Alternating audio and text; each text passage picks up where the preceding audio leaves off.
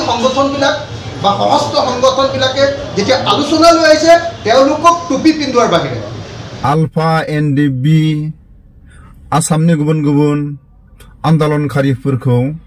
दिल्ली सरकार गुवाहाटी सरकारा थगायमारदों नामा आसामनि सासे एमएलएआ मा बुंखो एसे खोनासंलांदो भिडिअनि फुटेजआव नंमारगौ नामा थगायनानै आरो दावराव दावसिखौ लाबोफिनगोन नामा नै बे एन्जर नामा नै बे एन्जर जायो नामा ओमफ्राय नैबे राबना जाहैदों एलबाम जाहैदों बा राबना एलबाम बेनिफ्राय नै एम बेथ' रानि जागौमोन रानिया एम जाहैदों बा बेनिफ्राय नै एम्बु सेरजाया ओमफ्राय नै बाहायथ' नै कृष्णआ बिफांनि दालायाव जिरायनानै सिफुं दामदों बेनिफ्राय मोसौबो दं मोसौ गाय बेखौ मा होनदों नै बाहाय एर'प्लेन जाहैदों फाग्ला ओमफ्राय नै मोनसे लेखा दङ फिथाइखौ मा होनदों स्राय थाइ जाहैदों बेयो बा स्राय थाइ बेयो हाप्ता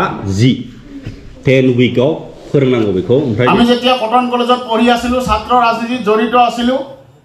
তেতিয়া আমি কিংবদন্তিৰ দৰে এটা নাম শুনিছিলো হিমন্ত বিশ্ব শৰ্মা কিংবদন্তিৰ দৰে শুনিছিলো আপোনালোক সকলোৱে জানে লুকধাক কৰিবলৈ একো নাই আমি যেতিয়া গণ আন্দোলন কৰি আছিলো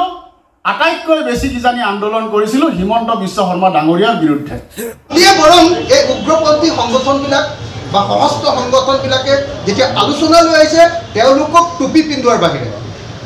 কেন্দ্ৰীয় চৰকাৰে তেওঁলোকৰ কোনো সমস্যাৰ সমাধান নকৰি আকৌ যাতে বিদ্ৰোহী হৈ উঠে गोबांथार बर'फोरनि आफादफोर दङ फैनानै आर'नाइ गान होनांगौ नाथाय जोङो बिथांखौ निमाहासो बिहोदों आं बेखौ माने साबद्रायनाय मोनाखै आरो बे टटली रं जादों आरो जोङो खोनानो मोन्दों बे खिताबा बन्द जाबाय बिजाबा बन्द जाबाय बन्द खालामबाय नाथाय प्रुफा बाहा ओरैनो खुगाजों बुंलाबायबानो जायाना बन्द जाबाय दिनैनिफ्राय फोरोंनो मोनला बेखौ डास्टबिनाव गारहरनांसिगौ होनबाथ' जायाना मोनसे नेम खान्थि थायो मोनसे ल थायो फोरमाना बाहा प्रुफा बाहा हो जुदि बे टेक्स्ट बुकखौ नाल एन्ड भइड खालामनोबा सोरहा गोहो थायो state director of elementary education बेहासो मोनथाय दङ दिनैसिम बाहा बिनि सार्कुलार बा अर्डारा बाहा এটা দীৰ্ঘনীয়া পৰিক্ৰমাৰ মাজেদি অসমত থকা উগ্ৰপন্থী সংগঠনবিলাক কিছুদিনৰ কাৰণে এতিয়া দুৰ্বল হৈ পৰিছে এইটো এটা সাময়িক ঘটনা কিছুদিনৰ কাৰণে দুৰ্বল হৈ পৰিছে কাৰণ উগ্ৰপন্থাক এতিয়া অসমৰ মানুহে সাপোৰ্ট নকৰা হৈ গ'ল সন্ত্ৰাসবাদী কাৰ্যকলাপক অসমৰ মানুহে সাপোৰ্ট নকৰা হৈ গ'ল এইটো এটা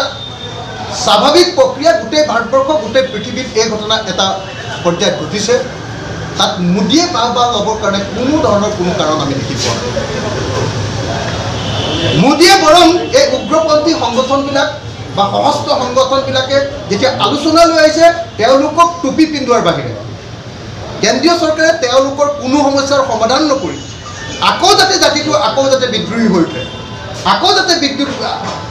জাতিটোৱে যাতে আকৌ হুলস্থুল কৰে আকৌ সশস্ত্ৰ সংগ্ৰামৰ পিনে যায় তাৰ কাৰণেহে মোদী চৰকাৰে আমি পৰিৱেশ ৰচনা কৰা দেখিবলৈ পাইছোঁ সমস্যা সমাধান কৰি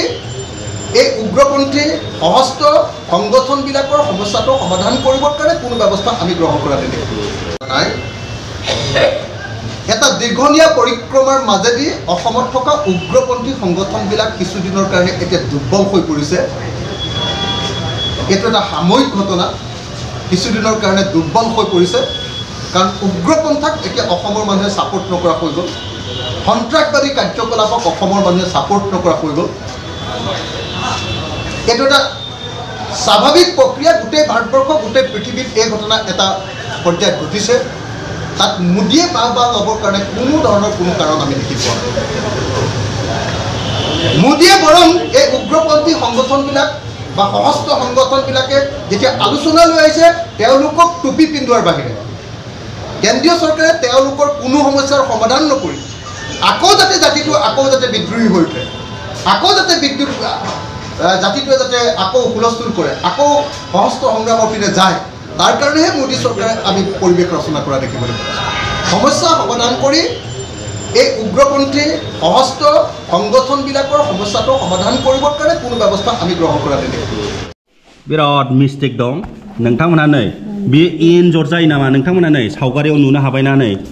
सावगारि नायनानै मुं बुंनि फै नायदो नै बे एन्जर नामा नै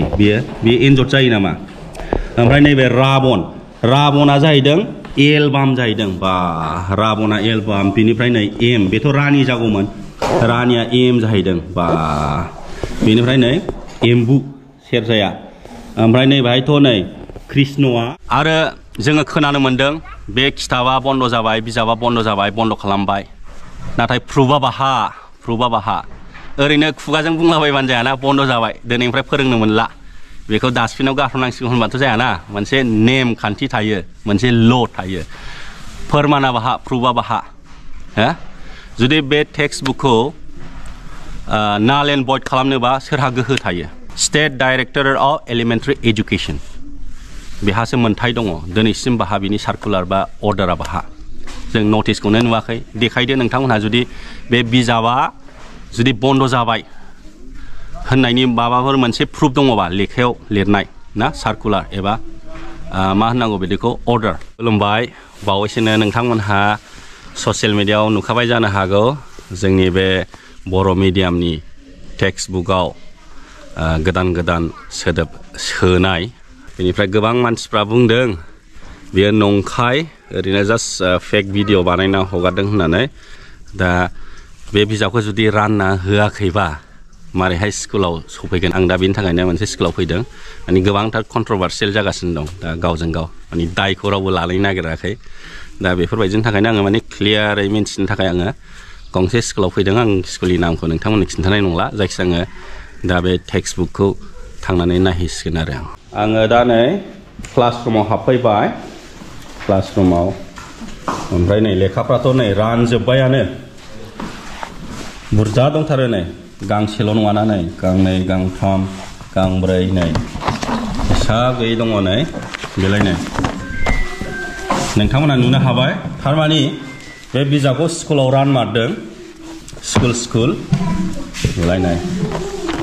दङ बेलाय नै आइ होननाय थाइजौआ बेनोमोन ना थाइजौखौ आइ आफा बेलाय बेनोमोन ना मिस्टेक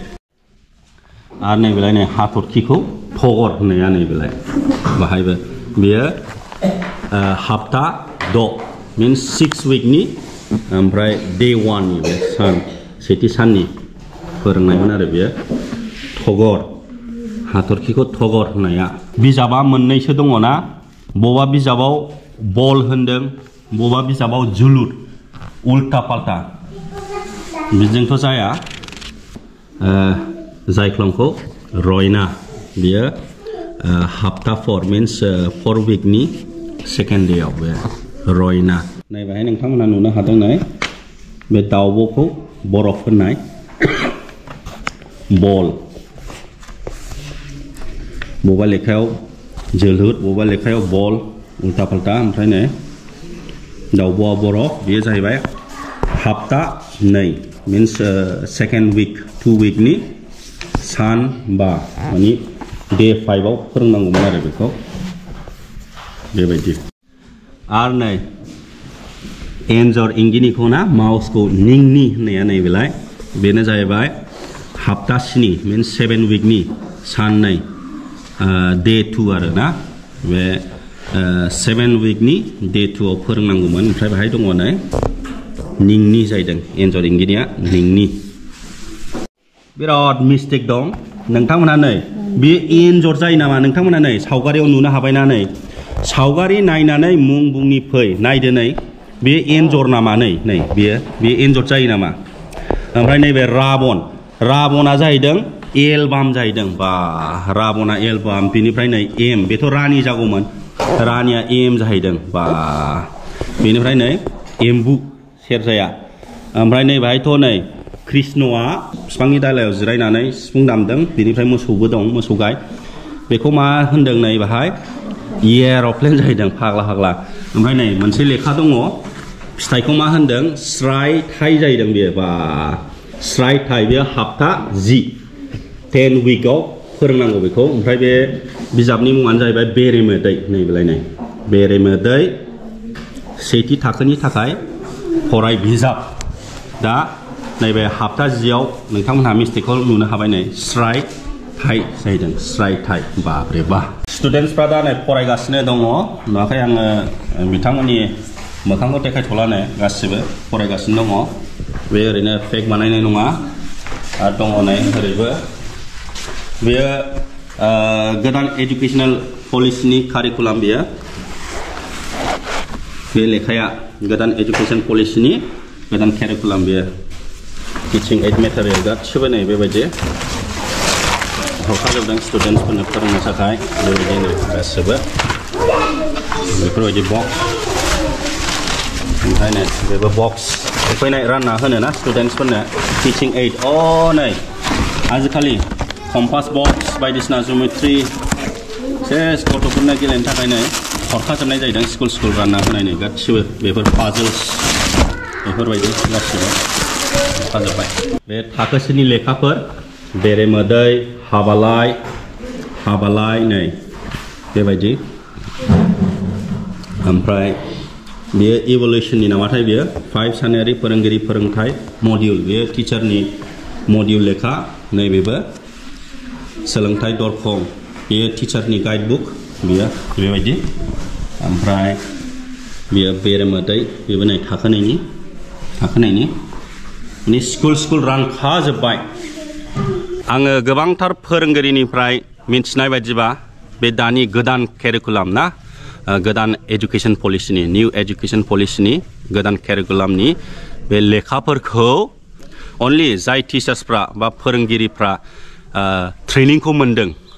5 टाइम्स ट्रेनिं जाहैदों जायफ्रा माने बे ट्रेनिंखौ कमप्लिट जादों बे स्कुलफोरावल' बे बिजाबखौ हरदों जाहैदों बिनि थाखायनो माने जायगा बबेबा स्कुल्सफ्राव बे बिजाबखौ दासिमबो मोनथ'नाय जायाखै मानो होनबा टिचार्सआ ट्रेनिं लानो हायाखै आरो बबेबा स्कुलाव टिचारा सासेल' आरो बबेबा स्कुलाव टिचारा सासेल' ओमफ्राय बिएल' डिउटि मोनो बेफोरबायदिनि थाखायनो माने ट्रेनिंखौ लानो हायाखै आरो जाय स्कुलफ्राव टिचारफ्रा बेफोरबायदि बिबान गोलैदों एबा ट्रेनिंखौ लानो हायाखै बेफोरबायदि स्कुलाव